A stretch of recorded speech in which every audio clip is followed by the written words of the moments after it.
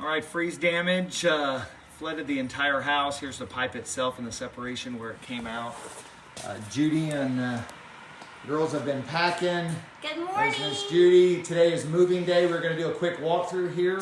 They've got everything about packed up, ready for the movers to come get everything boxed up in the pods and wrapped with blankets and saran wrap, all that good stuff. So Judy, you want to walk us through what you've got and what you've done? I do. So a little bit, I quickly, when we get on site and we get everything stabilized, when we come to pack out a house, I initially make boxes for us to just grab and go. We assign rooms, we have inventory logs, so each piece is inventoried, cataloged, and photographed. If anything is broken, we always take photographs of that and discuss with our homeowner so you know, hey, there's a crack, there's a chip. Most likely you know it, but we just want to point out what's there. Discuss if it's something, you know, intimate or sentimental. That way you have the option to take it with you to your temporary house. So we label everything. So everything in this room is already done and boxed. It's in the other room where the boxes are. So when my movers arrive, they'll wrap each piece of furniture with blankets and pads. Then it gets saran wrapped, and then it'll get a label for what room it belongs to as they load it like Tetris into the containers. So we do the same thing with electronics. Everything is labeled. The wires are labeled. The refrigerator will actually stay on site. The guys will shuffle it, but that stays on site. If you want to follow me, you'll see a little makeshift work area. We pop up tables so we have extra space to work and wrap items. So we've got our 50 pounds of packing paper. Bubble wrap is our best friend. If you see, the kitchen in this house is already done. So all the cabinets are empty. Everything is labeled whenever. And this is all done on the fly. Like it happens one day, it's still wet, everything needs to get dry, and it's show up next day and start packing kind of deal. Yep, so we've got a method to our madness, and we try to work in controlled chaos. Yeah, so if y'all can imagine, you know, having to move on the fly in the middle of chaos, that's what she deals with. It's all packed, everything's labeled and inventoried, so whenever I move you home, it all goes right back where it used to live, and when you move home, you get to just be home. So in here is where I stage the boxes and items that are going to be put on the container as we finish. So there is a method to the madness. I stack by sizes. So this is my wardrobe boxes for all your clothes in really big, tall Hopefully items. that helps give an idea. Yeah, there we go. So initial here, staging here. Initial staging. So here's my medium boxes. And these are all my book boxes for small items or fragile items. So we label them as well. You'll see fragile stickers. My movers know those are really special, so they handle with care. I also sometimes have to manufacture for odd-sized items, and those get a do not double stack sticker because they are two boxes put together. So makes sense. Can't stack on that. Right, but right. Yeah, so that is a little bit of what All right, we you want do. to show us the rest of the house? We'll go through just real quick so y'all get an idea. Now y'all been on site here for how long? Let's see, 3.5 days. 3.5 so 3.5 total days. 4 total days. Or this will be end of day. So half was Monday. This is Friday. So yeah, less than a week, guys. Yep, turning less an than a entire week. house. And so even the hope chest gets packed out so no items get damaged. So the bubble wrap and fragile special items. No contents left in any drawers or drawers, right? So in this piece, actually the homeowner made this piece. That's gorgeous. Isn't it gorgeous? So we will handle that with care, and we will wrap it with blankets. I think they made it in high school, if I remember right. Yep, okay. made it in high school. Yeah. Yeah. So yeah. So. Yeah. All right. So what she's walking you through is just the rest of the house here. We've got wood floors that are still wet. We'll kind of talk about that in just a second. Yep. So the office is always, you know, a tricky but special piece. Right. So the electronics, the homeowner takes with them because they'll need them at their temporary house. So the homeowner usually handles that portion, and then just communicate with me what you would like where and how you would like it treated. Sure. So I can see all the pictures are already off the walls. Yep. All the contents that can be packed have been packed. Yep. Everything is ready. It looks like I see that everything's taped and labeled as far as where it goes. The desk is, the whole desk has been packed. So all the files, all the documents, as we pack, if we come across something we think you will need, we shoot you a picture and just ask you, hey, is this something you're going to need over the duration of your rebuild? And a lot of times it's, oh my gosh, yes. And then sometimes it's, that's a duplicate. So we just like to communicate and kind of, we do it every day so we know what to look out for and what you really might need. And I guess when you look at the overall room, it doesn't look like that much, but once you start looking at every closet, every drawer, every nook, every cranny, and you look at the entire house, it really is a substantial undertaking. That's pretty amazing. Y'all do that in 4 to 5 days on the fly, walking into chaos. Yeah.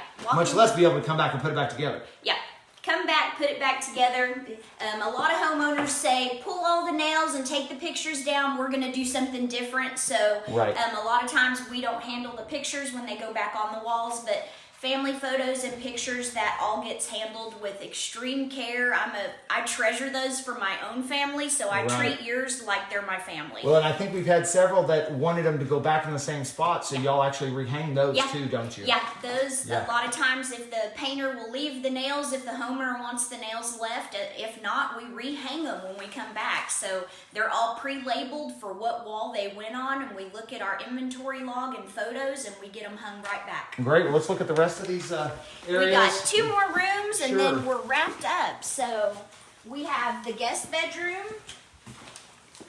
And everything is laid out. It's labeled, but when the movers come, they'll wrap these in blankets. So they'll get protected, blanketed, and then when we move home, they'll come right back. Same with some of the totes under the bed. They're awkward shaped, so we just wrap them in a blanket, wrap them in saran wrap, and then they're protected. They get packed in the containers, and they come right back. So everything here is open the way it is right now because it's waiting on the movers to come wrap it with blankets, wrap it with saran wrap, and every piece gets wrapped 100%. And I've learned over time, trial and error, we actually make pre-make stickers. So you can see what they've got. So we pre-make stickers that says guest bedroom. So what happens is, as you take the furniture apart, wrap it, you get it in the container. When you bring that back, you're like, where does that belong? Because you can't see a sticker. It's on the furniture. It's not on the plastic. So we were having to unwrap everything to figure out what room it belonged in. So instead of clogging up that funnel, we pre-make stickers for each piece that's in the room. And as the movers wrap it in blankets and saran wrap, we grab it and stick this sticker on there. So as we unload the pod on the back end, we can just read the stickers and everything gets placed in those rooms. Which helps the flow. Keeps that machine working. Keeps that machine going. So that's what those are. That is awesome. A little behind the scenes. And same in here. So this is the other second bedroom. Right. And so it's also just kind of waiting. I've got to get a large box and put some of these items in it. But same thing. The furniture will get disassembled. Yeah, I see your stickers there in that room too. Stickers here, they're ready.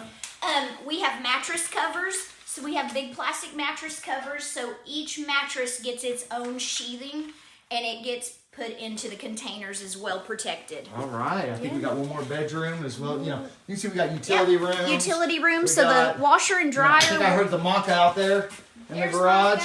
Well, hello, Miss Maka. Hello. Hello. There she is getting it done.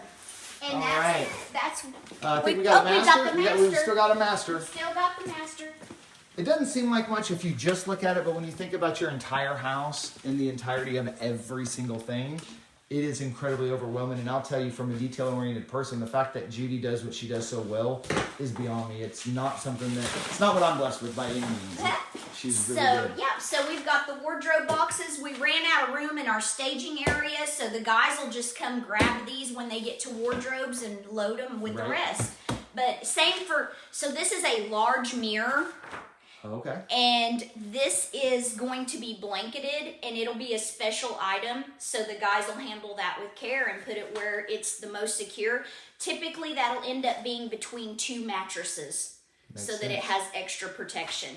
So we are all wrapped up in here. Yep, ready to go. Yep, everything's empty and packed out.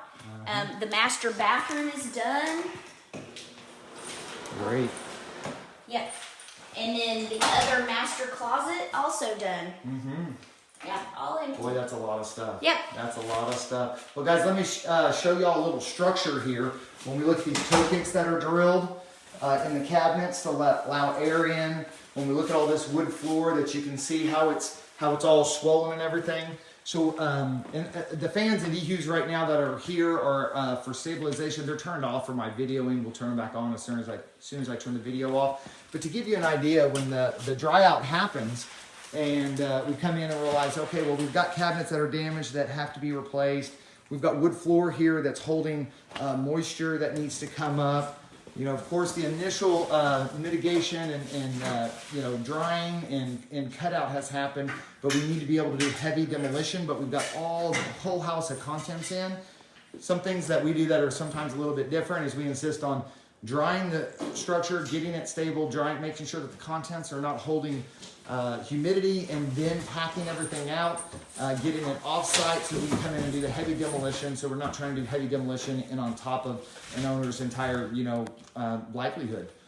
So from this, the move out will happen today. The wood floors will start demoing. This is Friday, so it's next business day, Monday. And we'll be back videoing. We're going to kind of follow this project along. What you got, Judy? I found one thing. So when I'm packing and I'm looking at furniture, I'm also looking for water damage. That way it can be addressed. Sure. So this dresser at the bottom, you can see where it had the wood shrinking and expanding and contracting. So that will be addressed. Get a little bit better. There you go. That shows it a little bit better, and you can see this damage right through here, and you can see this water staining across here. Yep. So yeah, that is wonderful. Bye guys. Bye Thanks guys. This is Scott touring. Williams signing off as well. Fire and Water Restoration Plus. Scott and Judy Williams. Y'all have a blessed day.